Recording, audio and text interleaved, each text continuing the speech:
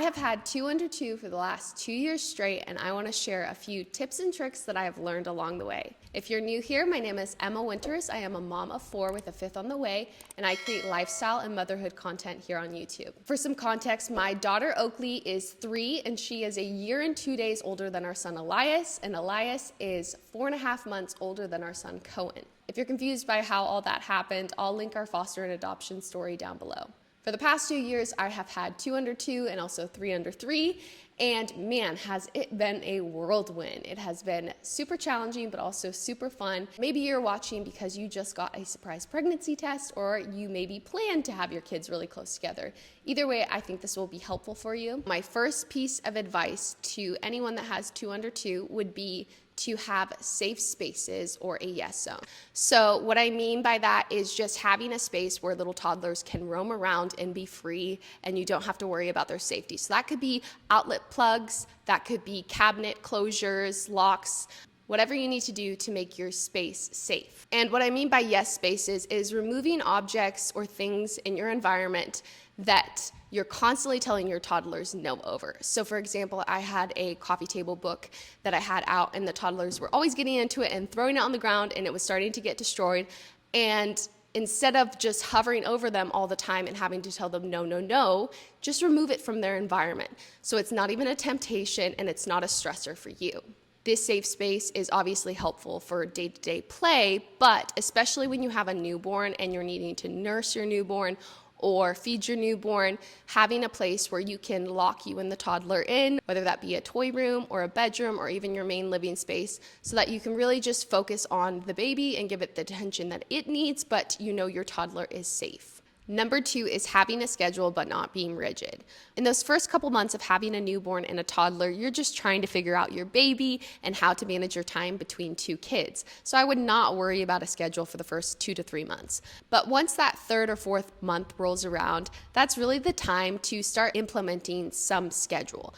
We are not really rigid parents with schedule. I've never been super calculated with our schedule, but I will say I felt like most of my day I was running around just trying to figure out what I was supposed to be doing and what the kids were supposed to be doing, who's tired, who needs to go down for a nap, instead of just having a loose kind of schedule that we flow off of daily. One thing that we actually are pretty strict about now is a bedtime, which is so nice because I know that at 7:30 every night the kids are going to be in bed, and I will have time to either just spend with my husband or do things around the house that have been neglected. If you're a type A personality and you thrive off a schedule, that's awesome. Lean into that. But not so extremely that when a baby doesn't go down for a nap or you're out on a play date longer than expected, it becomes a stressful thing for you. Number 3 is practice outings, which this might sound a little silly, but was so helpful for me. So here's an example of what I did really early on is I did mostly grocery pickup because that was obviously what was easiest, but I would do 10 grocery outings. And what I mean by that is I would pack up all the kids as if we were going to the grocery store, get there, put them in the stroller or in the cart, and I would walk around and just get a couple things that I needed. Not a full-on grocery haul, just a couple of things. And what this did is this gave me confidence that I could handle 3 little people out in public. And also, if it was really overwhelming and everyone was having a hard time, I didn't actually really need those things.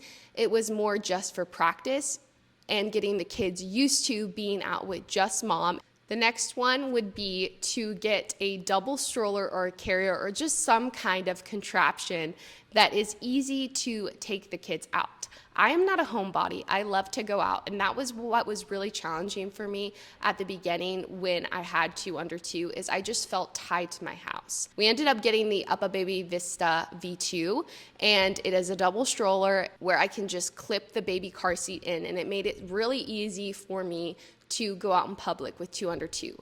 You definitely don't need to spend a lot of money. There are plenty of strollers on Facebook Marketplace that you can buy secondhand, or maybe you don't even need a stroller, maybe just a carrier for your baby is easy enough. Find some kind of setup that makes it really easy for you to take the kids out by yourself. Number 5 would be one-on-one time with your toddler. When we were placed with our son, our daughter was only a year and 4 days old. So I feel like she didn't actually struggle that much transitioning from being an only child to having a sibling, but I know this can be really hard for some kids.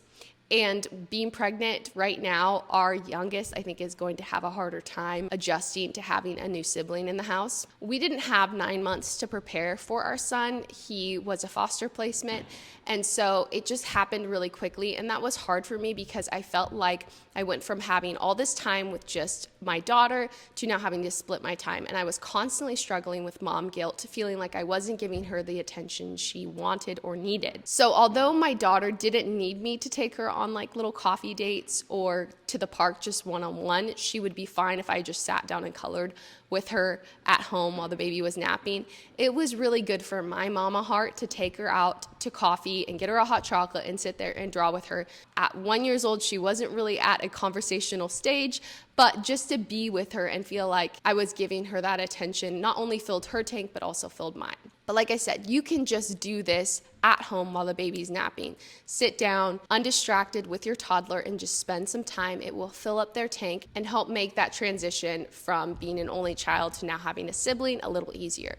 Number 6 is getting outside. We live in Alaska, so I totally understand if you live in more extreme climates how this might be a little more challenging. But I will say, having 2 babies and a toddler, it was so nice to just take the babies outside, let them lay on a blanket, and run around with my toddler. I feel like the babies always slept so much better when they spent some time outside. They were just exhausted from the stimulation of nature, and my toddler was able to get some energy, and I again was able to spend a little bit of one-on-one time, whether that be throwing balls or doing chalk on the sidewalk. It was just a really sweet time. Got me out of the house for a second, and I feel like it just helped everyone's mood. Number 7 is scheduled date nights or you time.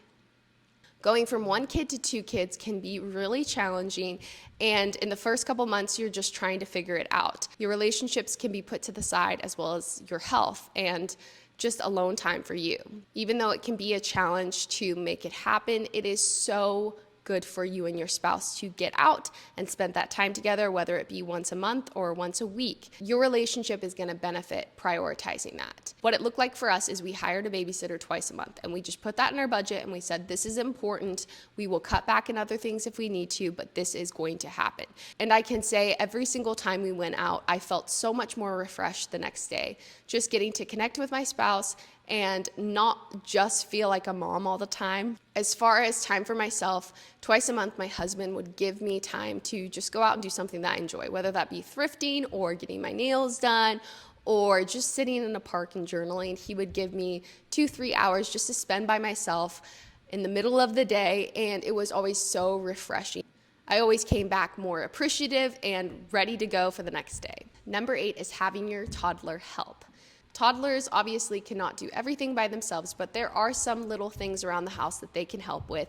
So for example, I would have my daughter go get diapers for me when I needed a diaper for the baby, or go pick out a toy for the baby. Toddlers love to help, so it gave her a sense of accomplishment that she was able to help mom, but also it was truly helping me. I didn't want to get up and grab a diaper because I was rocking a baby, or the baby was getting a little fussy, and she was able to go pick out something that the baby would enjoy. It's just little things like that, honestly, just keeping your toddler entertained. I've let my daughter stand in her learning tower before and wash dishes, and that kept her entertained for 30 minutes while I was doing something with the baby. And it's just little things, getting creative like that, where they're at the developmental stage right now where they want to be a little more independent. Lean into that and give them activities that they can do by themselves. Number 9 is screen time.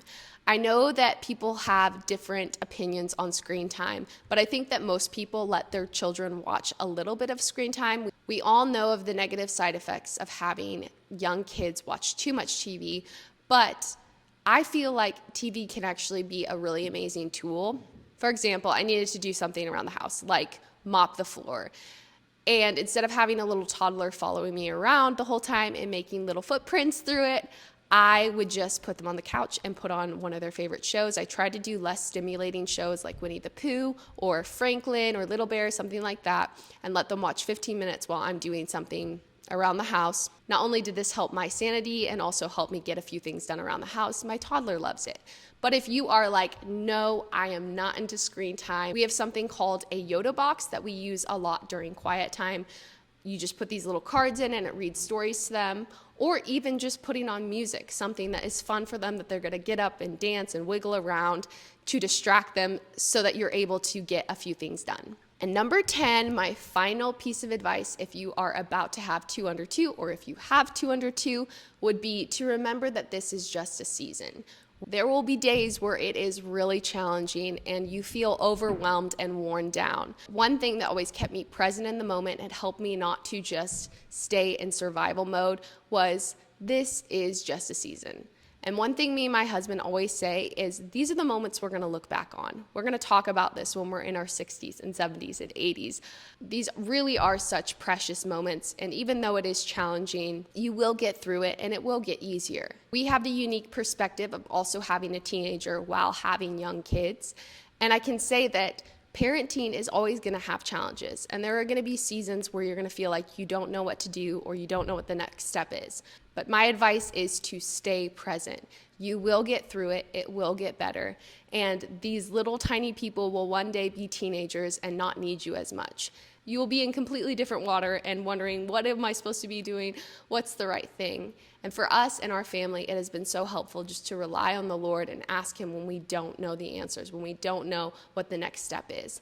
I cannot believe that I don't have 2 under 2 anymore. It's just wild to me that we are out of that season, but honestly not for that long, because once this baby is born, we will have 3 under 3 again. Thank you guys so much for watching. I hope this was helpful. And if you have any advice that you want to share with anyone, please just drop it down in the comments, and I'm sure it would help someone else. If you haven't already, go ahead and subscribe to the channel, and I will see you in the next video.